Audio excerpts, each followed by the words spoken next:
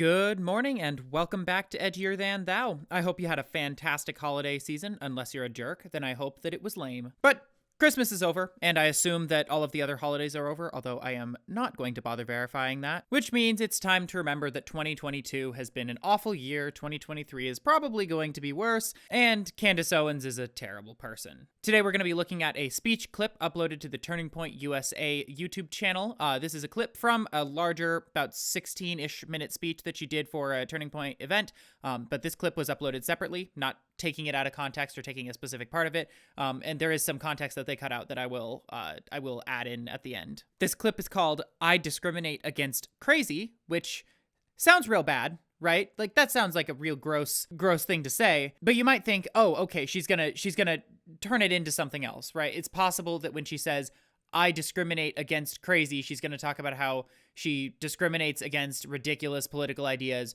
or she discriminates against people who are violent towards her and her family, or something to that effect, where it's like, okay, it's perhaps poor choice of words, but I understand what you're going for here. Nope.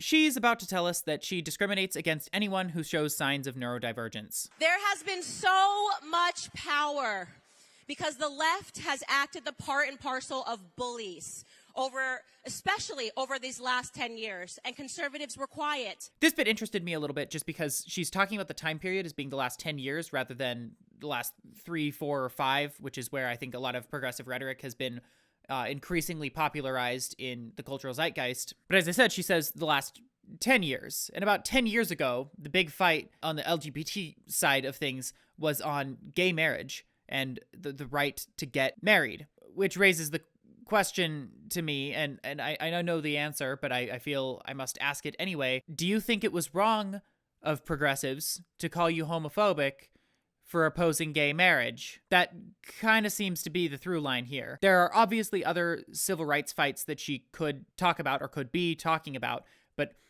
that's the big one that was going on 10 years ago, and I think it was okay that you were called names for opposing freedom to such a ridiculous degree. But regardless, this isn't really the meat of the clip, so let's continue. Oh, if you don't accept this, then you're a bigot. If you don't do exactly what I say, then you're a racist. You're a homophobe. You're this, you're that. I mean, all day long, I am being accused of being different things. I don't care. I don't care. Because that's how they weaken you. Right? That's how they weaken you. That's how they get you to accept people that are mentally deluded. Okay, this is just disgusting, right? Like, even from her own perspective. Obviously, what Candace is talking about is trans people, or if she's feeling spicy, talking about gay people outright. But she's making the assertion that by being trans, you are being mentally ill, which is a very, very silly and gross thing to say on its own. But even assuming that was true, this isn't how we talk about mentally unwell people. We don't complain about being forced to accept them. This kind of reminds me of some of the rhetoric of a lot of conservative radio hosts, especially 10 or more years ago, talking about how autistic kids needed to be like beaten more, right? Where there's no sympathy here. There's no empathy. There's no concern for people's well-being. It's just, I think these people are gross and I don't want them around. You know what autism is? I'll tell you what autism is in 99% of the cases. It's a brat who hasn't been told to cut the act out. That's what autism is. What do you mean they scream and they're silent? They don't have a father around to tell them, don't act like a moron, you'll get nowhere in life. Stop acting like a putz. Straighten up, act like a man. Don't sit there crying and screaming, idiot. And I think some people are probably willing to own that and are willing to say, yeah, I don't care if a person is mentally unwell. Keep them away from me. And that's an interesting philosophy. But I think a lot of folks aren't willing to bite that bullet, aren't willing to say, yeah, I am a bad person. I am a gross human being. I think that people who are different from me or who are suffering from any form of illness are of lower quality than me and deserve to be discriminated against. People are scared to say, I don't know why, but this person makes me uncomfortable.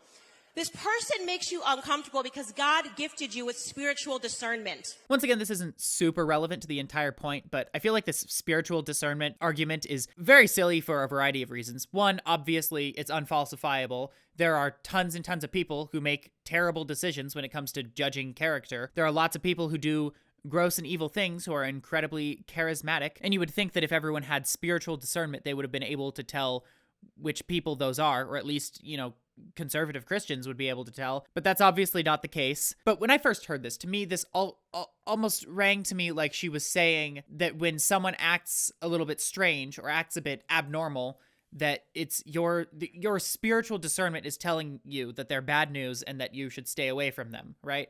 And of course, a lot of the people who act quote unquote abnormal are neurodivergent people. And when I say abnormal, I'm talking about like a lot of folks who will be, super focused on one topic, or people who might have like verbal or motor tics. I say that and I start freaking ticking out here. And if that's what she was saying, that people who show basic signs of neurodivergence deserve to be discriminated against or ought to be discriminated against, that would be kind of evil, right? But I'm not willing to make that assumption just yet. I'm not willing to assume that that's what she's saying. So let's keep listening. Spiritual discernment is what I have when I am with my children, okay?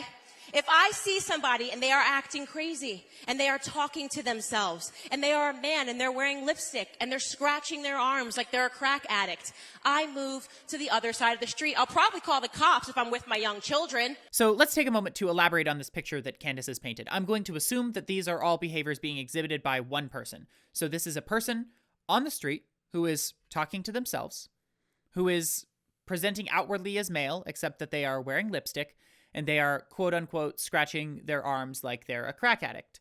Now, I think a lot of folks who are familiar with any form of neurodivergence would know that the first and third characteristics are not at all abnormal. In fact, a lot of neurotypical people talk to themselves quite a bit. And of course, people who are familiar with basic self-expression will know that lipstick is not biologically designed for women. But in this talk, she's telling us that she discriminates against crazy. And she has now painted a picture for us of what crazy looks like. She is saying that a person who is talking to themselves and scratching their arms and for some reason is wearing lipstick when he's not supposed to have that those are the people she's talking about. She is saying that she will explicitly, actively, and intentionally discriminate against people who display signs of neurodivergence. Hey, Candace? What the fuck? None of the behaviors that she's described thus far are harmful. There's nothing wrong with talking to yourself. Lots of people do that all the time, and sometimes we get a little bit animated, sorry. And people often scratch their arms, either because they have, an itch, or because they have very basic nervous tics, and there is nothing wrong with that. There's nothing. I thought about it for a long time, and there is nothing wrong with being a person who exhibits nervous tics.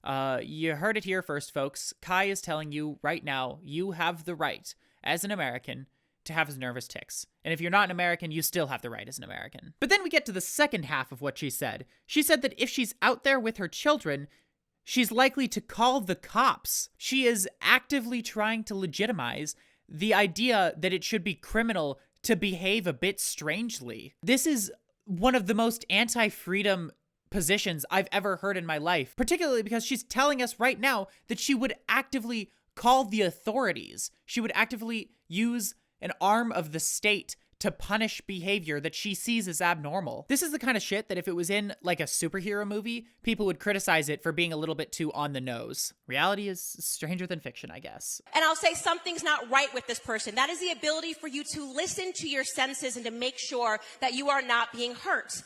You weren't being hurt in the first place. When you see a person on the street acting strangely, you're not being hurt. If it's bugging you so much, you can cross the street and leave it at that. You don't need to get up on a damn stage and tell everybody how proud you are of yourself that you crossed the goddamn street. Like, everyone already knows this, that if a person is making them uncomfortable in public, they just walk away. They don't need to be told this. But by telling them this, you are telling them that there is actively something wrong with somebody else. When you see someone in public and in some way they scare you or they make you uncomfortable and you stay away from them, you are not declaring to the world that there is actually something wrong with this person. You're simply making a very basic risk evaluation and deciding that it'll be simpler and easier for everyone else if you just remove yourself from the situation. It would be pretty wrong of you to go and start telling other people that there's something wrong with this person that you just saw in public, right? But Candace wants you to internalize that feeling. She wants you to see people on the street who behave differently from you and actively make the value judgment in your brain that they are worse than you, that they are bad, that they are quote unquote crazy and deserve to be discriminated against. I made a video a couple weeks ago talking about how I felt like conservative rhetoric was escalating pretty fast, particularly on the anti-Semitism front. And this feels to me like kind of a component of that, right? Now she's actively making an effort to reclaim the word discrimination and make it a positive thing. She did. There was another video that she posted, I think, to her own channel or to the Daily Wire channel, where she talked about that. But that's already been covered more extensively, and that's why I'm focusing on this one. But this feels kind of like the next step, or like another evolution of that, right? Now, not only do we need to have a conversation about the fact that there are apparently an overrepresentation of Jews in upper banking and in media, but we also need to have a conversation about how discrimination is a good thing, actually. It is absolutely crazy to go to a college campus like I do today, when I travel around with Charlie, and to see women that have really invested in this lie of feminism, right? That somehow, if they make themselves ugly and don't want men around them, if they don't shave their legs and they dye their hair purple and orange, that it's going to somehow render them happier and freer. So I double checked here. I consulted the High Oracle of Feminism just to make sure that I wasn't mistaken here. And that was never the point. The purpose of people expressing themselves in different ways, dyeing their hair, getting piercings, not shaving their legs, shaving their legs, whatever, is freedom. It's the ability to do whatever you want with your life. I have participated in quite a few progressive university courses, and at no point have they told you that the secret to happiness is dyeing your hair or not shaving your legs. What they tell you is that it's silly for other people to tell you that you don't have the right to do that, or that you shouldn't do that for some nebulous moral reason. That's what they're telling you. I promise you, when you go onto a college campus and you see a bunch of girls with brightly colored dyed hair and you identify them as feminists, for every single girl that does that, there are several others who are feminists and who don't do that, because that's not the thing that they want to do, or that's not how they express themselves. It's just really easy for you to point out people who have some like visual difference and treat them as lesser than or discriminate against them. Humans, for most of their history, have used visual differences to ascribe in-groups and out-groups, racism. But even if we say we're nominally against racism now, it's still real easy to craft an out-group by defining them as the ugly people or the people who look differently from you. It is why there is no woman that is more rabid and more unhappy and more sinister. The people that you see shrieking outside of the Supreme Courthouse about Brett Kavanaugh, right? These women are fundamentally unhappy. I think they're unhappy because a creepy jock dude who had fairly credible allegations of sexual assault against him was just appointed to one of the highest positions in the entire country.